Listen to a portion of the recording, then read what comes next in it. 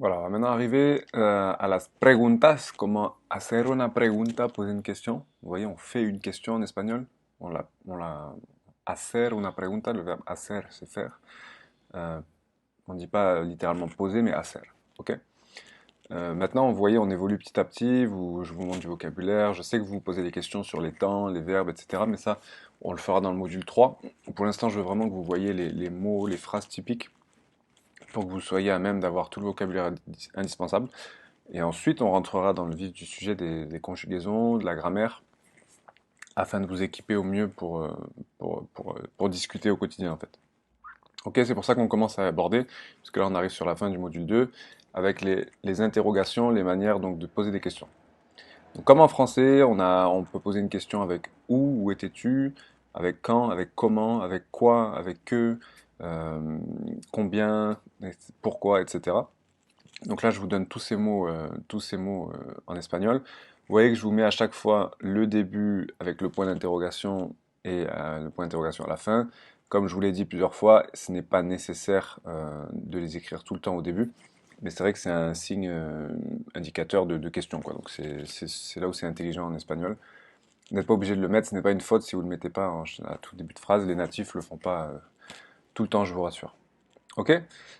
Donc vous voyez, il y a une situation commune, c'est qu'à chaque fois, donc sur le premier mot qui vient poser la question, donc le quand, le comment, le où, le pourquoi, on a toujours une accentuation sur ce mot, ok? Elle n'est pas placée au même endroit à chaque fois, c'est régulièrement la première syllabe, la première voyelle, pardon, mais ce n'est pas toujours le cas. Comme por qué, par exemple, vous voyez que c'est sur la dernière syllabe. On aurait pu le mettre sur le O au début, ça aurait fait porque, mais ça sonne pas aussi bien. Donc on va commencer par la première phrase. Où es-tu? ¿Dónde estás? ¿Dónde estás? Ok, vous sentez l'accentuation sur le O. ¿Dónde estás? ¿Dónde estás? Où es-tu? ¿Cuándo llegan? Quand arrive-t-il? Ou cuando llegas? À la deuxième personne du singulier. Quand arrives-tu? ¿Cuándo llegas? Donc, où c'est donde? Quand? ¿Cuándo? Qui c'est quién? Ou au pluriel quiénes? Là, je vous ai mis. Il faut savoir que le quién, en fait, il s'accorde directement avec le sujet que vous allez employer derrière. Là, on est sur le pluriel, parce qu'on utilise somos, nous sommes. ¿Quiénes somos? Qui sommes-nous? Si j'avais dit qui suis-je? ¿Quién soy? On enlève le ES à la fin. ¿Quién soy? ¿Quién eres? Qui es-tu? Ok? ¿Por qué me llamaste? Pourquoi m'as-tu appelé? On est dans le passé. ¿Por qué me llamas? Pourquoi tu m'appelles? Présent. Là, il n'y a pas de changement. ¿Por qué? C'est quelque chose en général, c'est un mot qui est assez connu. Les plus compliqués, ça va être donde pour où, ça va être quién pour qui. ¿Qué haces? Que fais-tu? Ça, c'est une phrase assez courante aussi. Oye, ¿qué haces? Vous appelez votre ami. Oye, ¿qué haces? Eh, qu'est-ce que tu fais? Vous voyez qu'à chaque fois, je vous répète ce oye.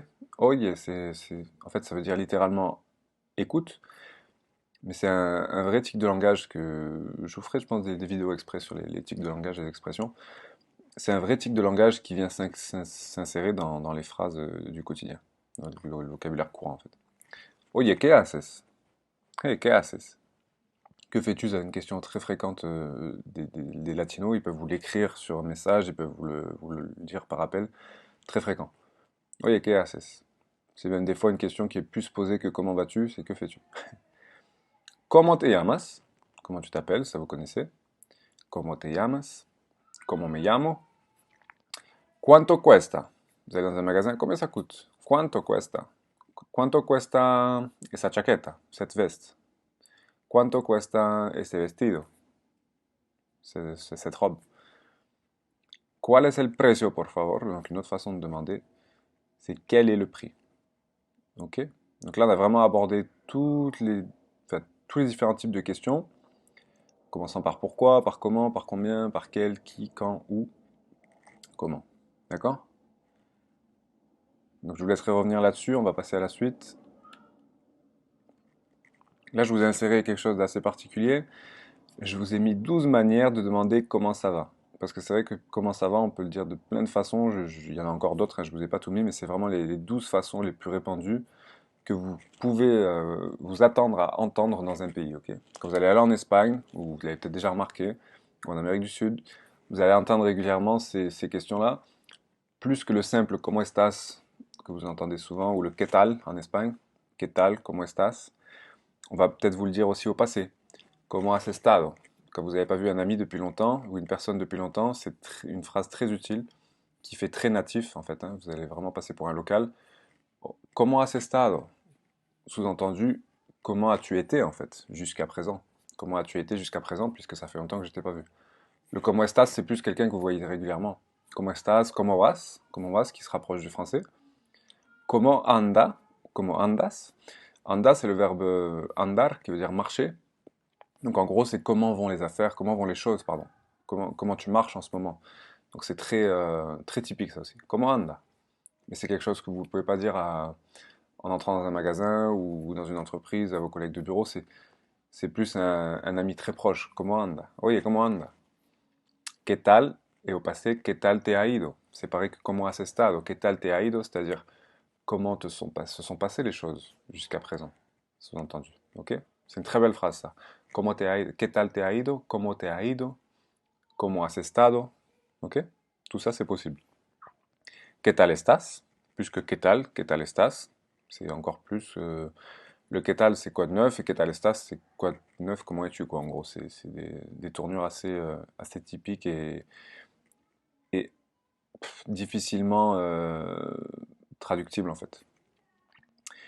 Que hubo, c'est hubo, c'est le verbe hacer qui est conjugué au passé simple. Ce qui veut dire, en gros, qu'est-ce qui s'est passé, d'accord? Que hubo. Que hubo, en gros, c'est qu'est-ce qui s'est passé. Donc c'est comme un quoi de neuf. Que pasa? Qu'est-ce qui s'est passé, encore une fois? Qu'est-ce qui se passe? Que pasó? Qu'est-ce qui s'est passé? Que pasa? Qu'est-ce qui se passe? Que pasa? Que cuentas? Qu'est-ce que tu racontes? Du verbe contar, raconter. Que me cuentas? Qu'est-ce que tu me racontes? Que dices? Qu'est-ce que tu dis? Que más? Quoi de neuf? Et que hay de nuevo? Quoi de neuf aussi. Donc vous voyez là, on est vraiment sur 12 façons différentes. Alors c'est pas à connaître, hein, parce qu'il y en a plein que vous n'allez pas forcément utiliser, mais c'est plus de savoir reconnaître le jour où on va vous poser la question. Parce que quand vous allez commencer à fréquenter des gens très locaux, si vous avez un projet d'installation dans un pays ou autre, ce sont des phrases qui vont sortir. On va pas vous les poser si on vous voit en tant qu'étranger arriver en Espagne ou en Amérique du Sud, bien sûr qu'on va pas vous poser ces questions, on va juste vous dire ¿Cómo está? ¿Cómo estás? Le ¿cómo está? C'est pour vous voyez, ¿cómo estás? Pour tutoyer. ¿Qué tal? ¿Qué tal le ha ido? Pour vous voyez. ¿Qué tal te ha ido? C'est toi. Et ¿qué tal le ha ido? L-E, c'est vous. Comment vous avez été. Ok? ¿Qué cuentas? ¿Qué dices? ¿Qué más? ¿Qué hay de nuevo? Voilà, toutes ces façons de demander à quelqu'un qu'est-ce qu'il raconte, comment il va. Et enfin, la question de lieu, pour poser une question, ça me paraissait important parce que c'est trois façons de dire, euh, une façon de dire où on est en fait, où on va, pour signifier un lieu, mais qui s'exprime de trois façons différentes. Si par exemple je vous demande où es-tu, donde estás, comme on l'a dit précédemment, donde estás, on l'avait dit en première phrase. Où vas-tu? A donde vas? Et pas seulement donde vas. A donde vas, sous-entendu, à quel endroit vas-tu? D'accord? Pensez à ça. À quel endroit vas-tu? A donde vas? Que si vous dites donde vas, on va vous comprendre. Mais c'est important, voilà, de savoir la vraie prononciation. A donde vas? Voy para el parque. Je vais, sous-entendu, pour le parc. Vous n'allez pas dire vous pouvez dire voy al parque. Mais le voy para el parque, ça veut dire, para el parque, pardon, ça veut dire je vais en direction du parc. Je vais pour le parc. Je vais chercher le parc ok? Pensez à ça. Je vais chercher. Voy para la casa. Je vais chercher la maison. Oye, ¿dónde estás? Eh, tu es où? Estoy en mi casa. Je suis dans ma maison. Je suis à ma maison. Ok? Voy para mi casa. Voy para el parque. Estoy en el parque. D'où viens-tu? ¿De dónde vienes? Plus facile. Oye, ¿de dónde vienes? Vengo de la oficina. Je viens du bureau. Oficina, c'est le bureau. C'est pas l'officine. Ok?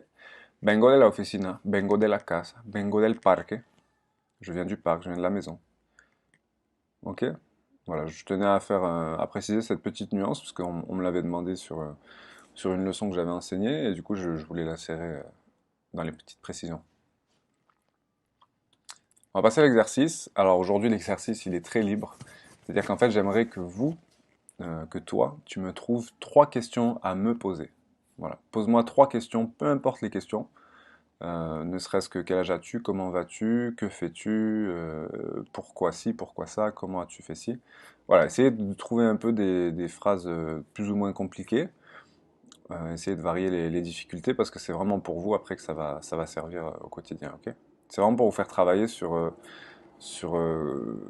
votre manière d'interroger parce que remplir des phrases à trous, c'est bien, mais c'est pas ça qui vous aidera le jour où vous allez poser les phrases vous-même. Donc pensez à vous-même, parlez-vous à vous-même, dites-vous comment je vais, qu'est-ce que je fais, comment je suis, et posez-vous ces questions oralement pour faire travailler la mémoire. Ok? Allez, mettez sur pause et ensuite je vous donne mes trois petites phrases à moi. De toute façon, ce ne sera pas forcément les mêmes.